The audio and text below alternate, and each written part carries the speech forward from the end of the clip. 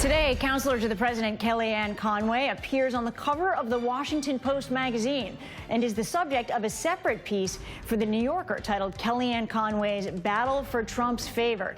This after days of intense criticism over her comments about Ivanka Trump's brand, prompting bipartisan action from the top two congressmen on the House Oversight Committee.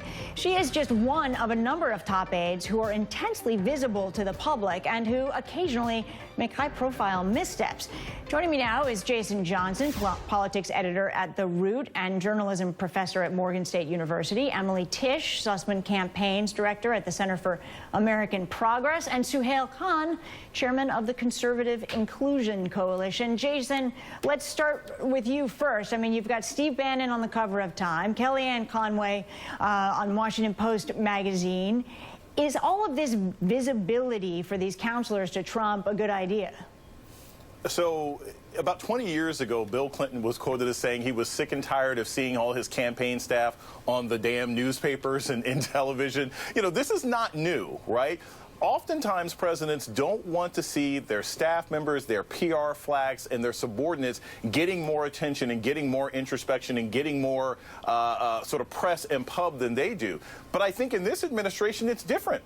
I think Donald Trump loves the idea of Kellyanne Conway and Sean Spicer and Omarosa and all these people dominating the headlines. That's the kind of presidency he wants. He doesn't want the criticism, but I think the attention that they're getting is something that probably makes this administration happy.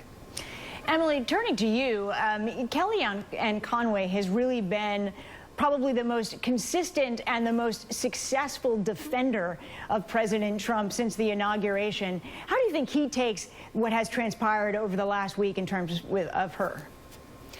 I mean, I guess you can call it successful. That would be a different measure of success.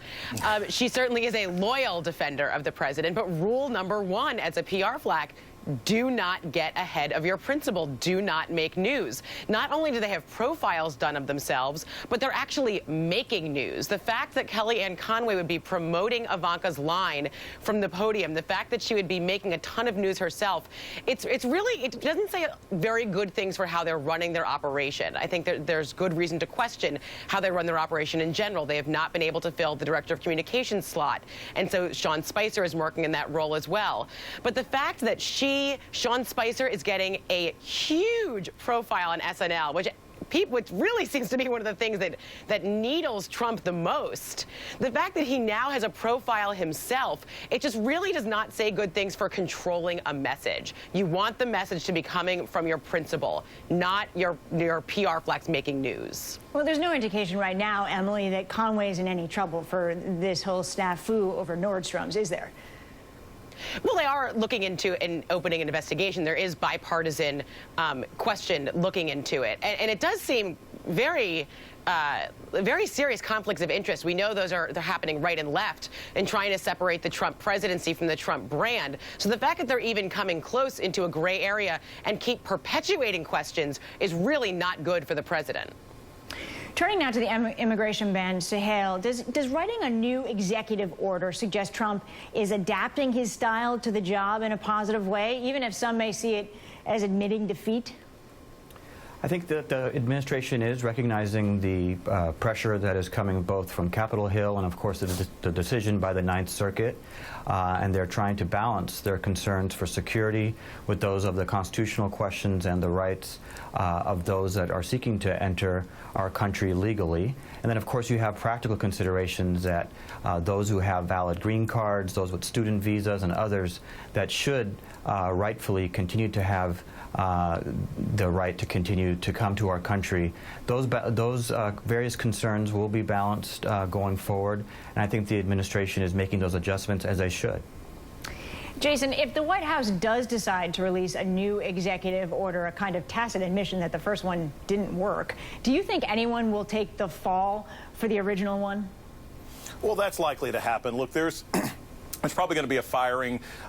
We have to think about it. Donald Trump went through 3 campaign managers in a year last year. Does anyone think that their jobs are safe in the White House? They shouldn't. So the fact that this has been botched so horribly from the very beginning is a reflection of the fact that there will be people who are going to be held accountable for their decisions. But I think an even bigger issue is this. The fact that you have this Muslim ban to begin with, the fact that this administration is driven by this white supremacist racist notion that brown people and tan people from other countries and that Muslims are somehow less fit or incapable or more likely to cause crime or terrorism in this country than, say, white supremacists in America is a problem. So I don't care how many different types of ways they want to shine up this turd. It is still bad policy. It is still unconstitutional, no matter who happens to write it. Well, there certainly are some people who disagree with you on those notions and believe that it can be rewritten so that it fits into a more constitutional mold, if you will. Emily, let me ask you, does the ACLU and Attorney General and Attorneys General fighting the ban want the White House to take this to the Supreme Court? Well, the Supreme Court is split right now. I actually think there's 2 issues here. One is the ban itself, which I couldn't agree with Jason anymore. I think it's a horrible policy, and it's just another example of something that Trump came up with on the campaign trail to be inflammatory and is now trying to follow through as in policy when they really are not prepared to do so. But the second problem that it creates for this administration is filling that 9th seat on the Supreme Court that Scalia vacated. They do not want to draw attention to the fact that the seat that will be filled by Gorsuch, who they nominated, is going to have to hold Trump accountable. What we're seeing in every poll, what we're seeing across the country, is that voters want their electeds to hold the president accountable, and they're looking to the judiciary to keep that check and balance. And to Trump, in trying to push Gorsuch through, keeps saying there's no daylight between us. He's on board. He's on board with my plan. But to see this very clear overreach in an executive order that went out so quickly, that is so fundamentally against core principles of the Constitution and has now been struck down 3 times very quickly, if they keep pushing it to the Supreme Court and they keep this issue live, it is only going to keep that issue of a separate judiciary live in the minds of the public, and they're going to make sure they're going to want someone filling that seat that really has a very independent voice. All right, Jason Johnson, Emily Tish, Sussman, and Suhail Khan, thank you guys for joining us. Thank you. Thank you.